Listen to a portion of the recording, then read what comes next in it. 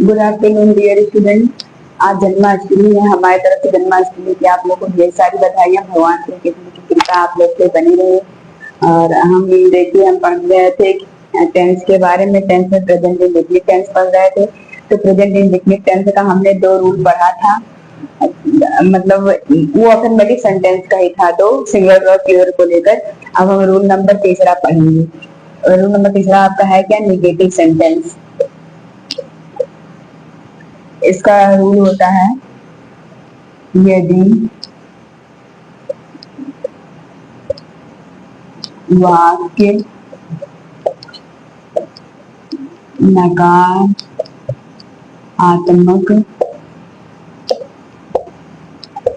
है तो नॉट का प्रयोग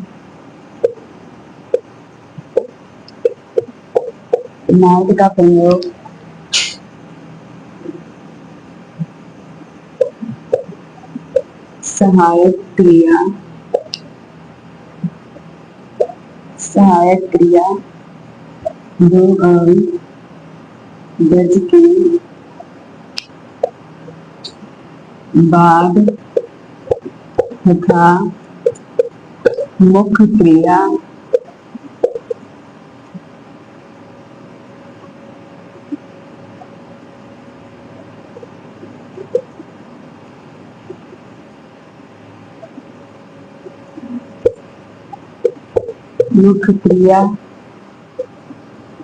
के पहले करते। अब फार्मूला आपका होगा सब्जेक्ट प्लस डू या does plus not plus main verb का फर्स्ट फॉर्म प्लस ऑब्जेक्ट। अब आप लोग देख सकते हैं, जो ये निगेटिव होता है तो सहायक क्रिया डू या डज लगने लगता है। वैसे जब अफर्मेटिव था तो हम अगर सिंगल नंबर के साथ यस या यस का यूज करते थे, प्लूरल के साथ वो भी नहीं होता था। लेकिन ये जब निगेटिव हो रहा है, तुरंत आपका सहायक क्रिया डू या डज लगने लग रहा है। जैसे एग्जाम्पल हो गया आपका,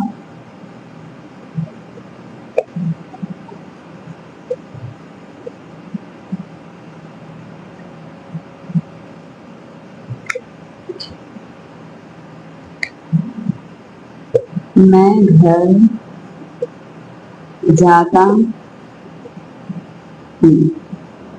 ठीक है, तो मैं घर नहीं जाता हूँ, सही निगेटिव चीज है ना।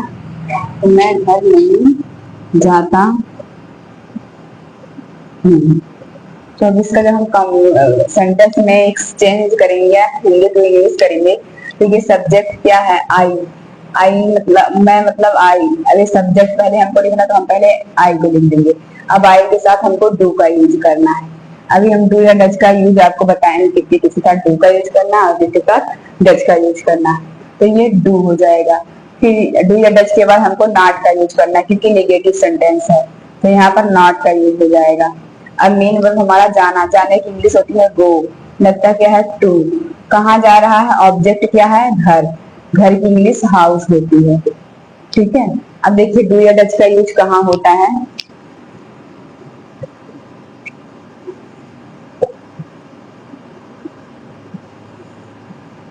यहाँ आई हो गया, वी हो गया, यू हो गया या दे हो गया, इन लोग के साथ डू का यूज होता है।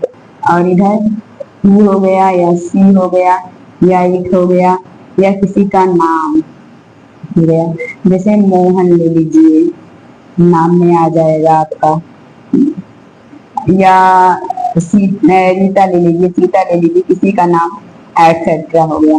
तो इनके साथ क्या डू का, डज का यूज होगा और इनके साथ डू का यूज होगा। इसीलिए यहाँ पर देखिए आई है तो हमने डू का यूज किया है। अब मान लीजिए दूसरा एग्जांपल हम आपको दें कि वह खाना नहीं खाती है। ठीक है, तो वह, अब इससे ये रिप्रेजेंट हो रहा है कि ये लड़की है या लड़का है।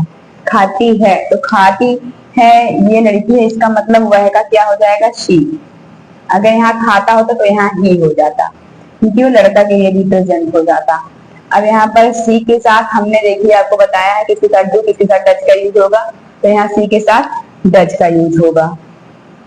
निगेटिव है सेंटेंस, तो यहाँ हम नॉट का यूज करेंगे। उसके बाद में मेन वर्ब क्या है, खाना, खाने की मेन वर्ब खाना है, खाने का इंग्लिश ईट होता है। अब यहाँ आर्टिकल हम दा का यूज कर सकते हैं, और भोजन की या खाना की इंग्लिश फूड होती है। ये रहा आपको, ये आप लोग को अगर समझ में आया हो तो भी बताइएगा, ना समझ में आया तो आप कमेंट करिए, हम फिर से समझाएंगे इसको। और अगर हमारा वीडियो आप लोग को पसंद आए तो लाइक, सब्सक्राइब एंड शेयर कीजिए।